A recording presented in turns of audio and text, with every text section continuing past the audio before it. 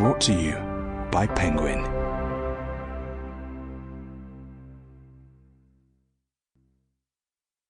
The Bilingual Brain and What It Tells Us About the Science of Language by Albert Costa, read by Soto. 1. Bilingual Cradles. The Godfather, Part 2, tells the story of Vito Andolini, a boy around 12 years old who has fled by himself on a ship from his hometown of Corleone, Sicily.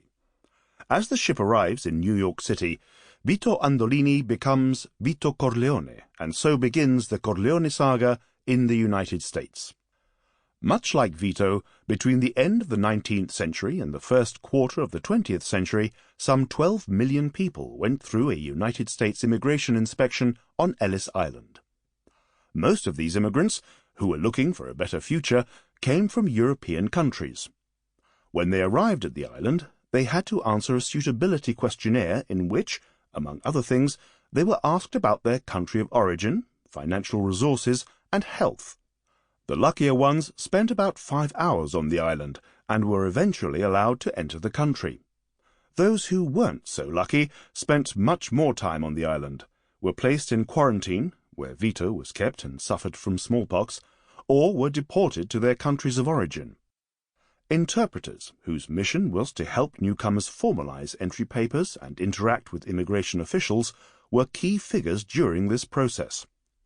They were indispensable because Ellis Island was like a modern version of the Tower of Babel, where people came into contact with many different language backgrounds, from Italian to Armenian to Yiddish and Arabic.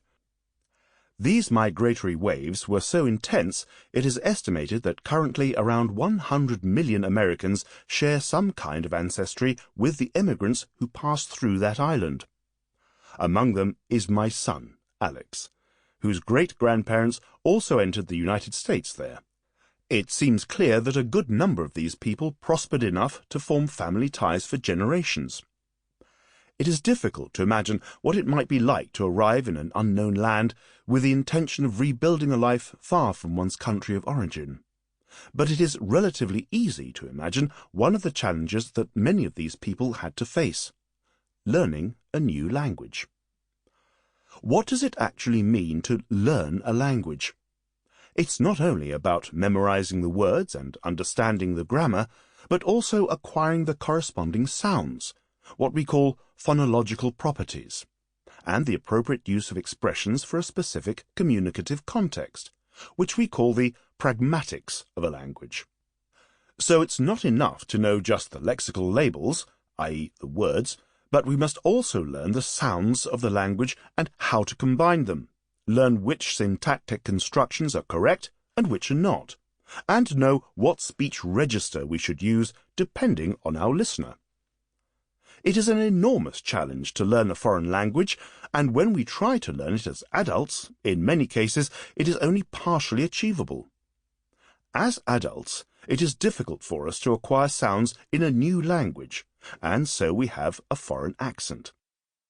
It is challenging for us to acquire syntactic structures, and, for this reason, in many cases we build sentences that contain grammatical errors, such as when, in English, someone says, "We swimmed," instead of "we swam." We may find it difficult to appreciate subtle aspects of meaning.